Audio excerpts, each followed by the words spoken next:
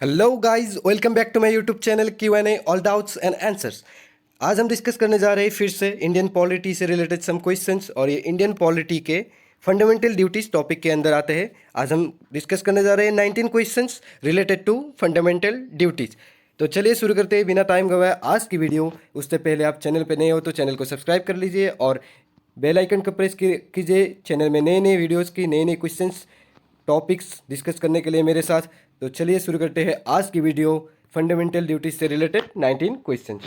तो चलिए पहले question, the chapter on fundamental duties are include the chapter on fundamental duties are include option A duties to cherish and follow the noble ideas which inspired our freedom movement, B duty to vote in general election, C duty to promote the sense of fraternity among the people, option D duty to stick to the political party on whose ticket one contested election। तो question number A का सही जवाब है option ए। तो question था the chapter on fundamental duties, fundamental duties में क्या क्या चैप्टर में क्या क्या इंक्लूड किया जाता है, duty to cherish and follow the noble ideas which inspired our freedom movement. तो question number two, how many fundamental duties are there in Indian constitution, Indian constitution के अंदर कितने फंडामेंटल ड्यूटीज का उल्लेख किया गया है। ये क्वेश्चन आया था एसएससी के एग्जाम में। तो ऑप्शन देखते हैं 9, 11, 12 एंड 20। तो क्वेश्चन नंबर 2 का सही जवाब है ऑप्शन बी 11 फंडामेंटल ड्यूटीज का इंडियन कॉन्स्टिट्यूशन में उल्लेख किया गया है।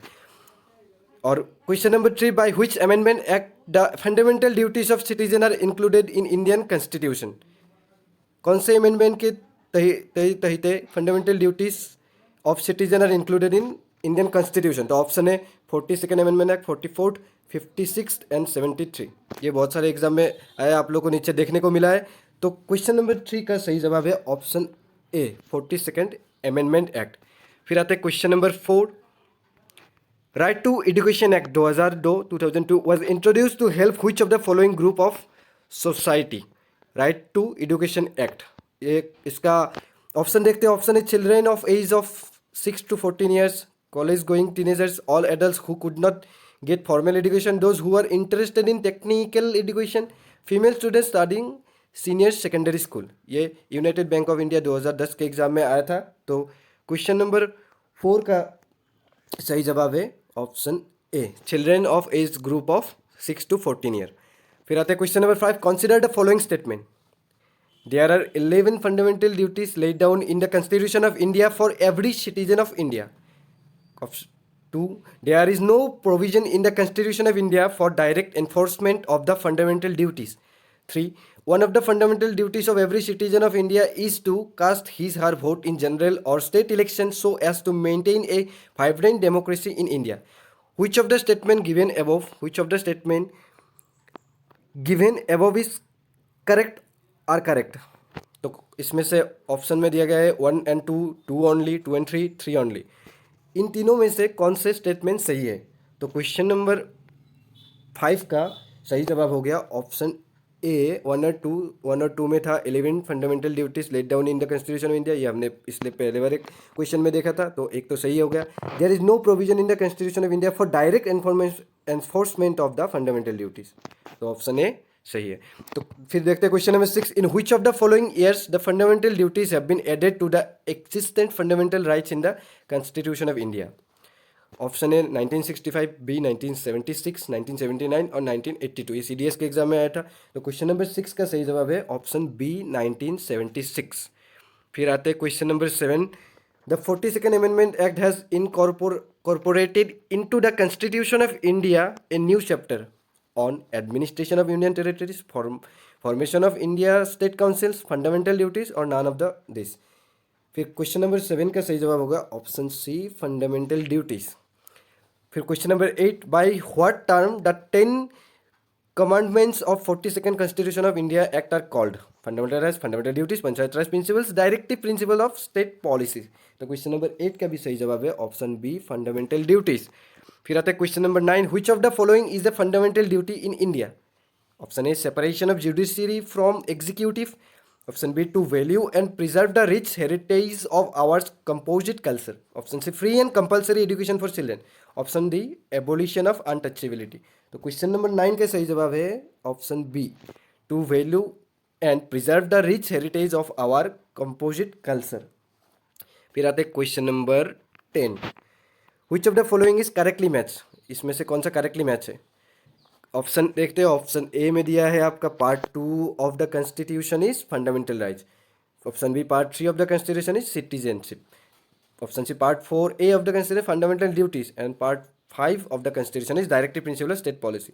इसमें से करेक्टली मैच कौन सा है, ऑप्शन देखिए आप लोग सारे, और इसका सही जवाब मैं बताता हूँ आप लोगों को। इसका सही जवाब है क्वेश्चन नंबर 10 का option C part 4 A of the constitution is related to fundamental duties. फिर आता है question number 11, which of the following is not a fundamental duties, निम्नलिखित में से कौन सा फंडामेंटल ड्यूटी नहीं है। Option A to respect the national anthem, to safeguard public property, to protect monuments and places of public importance, option D to protect and improve the natural environment. तो कौन सा फंडामेंटल ड्यूटी नहीं है, question number 11 का answer है option C to protect monuments and places of public importance. फिर आते हैं क्वेश्चन नंबर 12, क्वेश्चन नंबर 12 दिया है आप लोगों के सामने, the fundamental duties are mentioned in the following part of the constitution of India. ये पहले भी एक क्वेश्चन था, तो इसका सही जवाब हो गया क्वेश्चन नंबर 12 का सी पार्ट 4 ए, पार्ट 4 ए में दिया है। फिर question number 13, which of the following is incorrect, fundamental duties are the part of fundamental rights, fundamental duties are not a part of the fundamental rights, fundamental duties are enumerated in the part 4A of the Indian Constitution. Article 51A explains 11 duties of in every citizen of India. तो question number 13 का सही जवाब है question number option number A, fundamental duties are the part of fundamental rights, fundamental duties fundamental rights के अंतर्भुक्त नहीं होता। फिर आता है question number 14, it shall be the duty of every citizen of India to protect and improve the natural environment. This statement refers to which of the following articles of the Indian constitution, constitution के कौन से article के अंदर यह statement उल्लेख किया गया है। तो ऑप्शन देखिए, article 21, article 48A, article 51A and article 56। Question number 14 का सही जवाब है आर्टिकल 51A, ऑप्शन सी। फिर आते हैं हम लोग question number 15, which article of the Indian constitution enumerates fundamental duties of Indian citizens, Indian citizens fundamental duties कौन से आर्टिकल में आते हैं। क्वेश्चन नंबर 15 का सही जवाब हो गया आर्टिकल 51A। ये क्वेश्चन फिर से रिपीट हो रहा है आप लोगों के सामने, 51A। फिर आते हैं question number 16, in which year fundamental duties of citizens were introduced by 42nd amendment act. ये क्वेश्चन आया था आपका Uttar Pradesh PCS, West Bengal PSC, Uttar Pradesh PSC mains और वेस्ट बंगाल PSC प्रीलिम्स में। तो क्वेश्चन नंबर 16 का सही जवाब है आप लोगों का ऑप्शन बी 1976। फिर आते हैं क्वेश्चन नंबर 17 में, which of the following statement regarding the fundamental duties contained in the constitution of India are correct. इसमें से कौन सा करेक्ट है। Fundamental duties can be enforced through writ jurisdiction.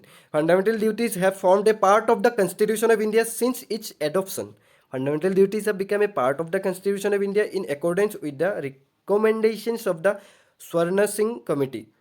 और फिर 4 में दिया है, fundamental duties are applicable only to citizens of India. इसमें से कौन कौन से स्टेटमेंट आर करेक्ट है।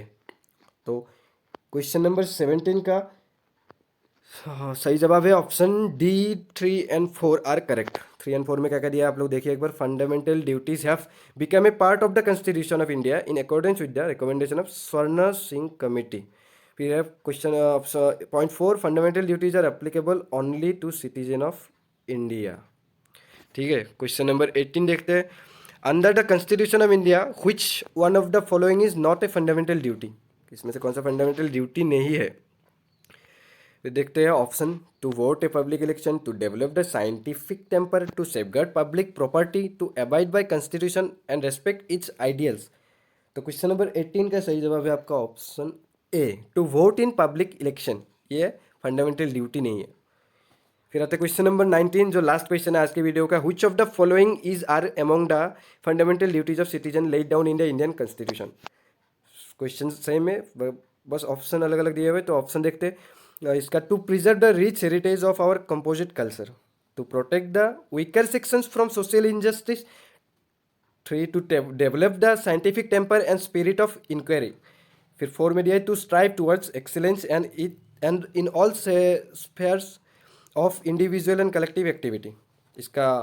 इसमें से कौन कौन से सही है, 1 और 2, 2 ओनली, एक 3 4 ओनली, 1 2 3 4 सारे ही सही है। तो इसमें से सही जवाब है आपका to preserve the rich heritage of our composite culture, ये सही है। फिर question number 2.2, to protect the weaker section from social injustice, इसका ये सही नहीं है। To protect the weaker section from social injustice, ये नहीं है, ये आपका नहीं है। फिर आ गया option point 3, to develop the scientific temper and spirit of inquiry, ये भी सही हो गया। फिर आ गया to strive towards excellence in all spheres of the individual and collective activity, ये भी सही हो गया। तो ये आ गया ऑप्शन सी। तो इसी 19 क्वेश्चन के साथ आज की वीडियो हम लोग ख़त्म करते हैं। अगर आप लोगों को वीडियो अच्छा लगा तो चैनल को सब्सक्राइब करके रखिए और बेल आइकन को प्रेस कीजिए। बाकी मिलते हैं दूसरी वीडियो में दूसरे टॉपिक के साथ, अलग अलग क्वेश्चंस के साथ। MCQ questions, description of every topic से रिलेटेड हम लोग बहुत सारे वीडियो बनाएंगे। तो आप लोगों को अच्छा लगा तो चैनल को सब्सक्राइब करिए और लाइक करिए। तो मिलते हैं दूसरी वीडियो में। चलिए, तब तक के लिए जय हिंद, वंदे मातरम, अलविदा।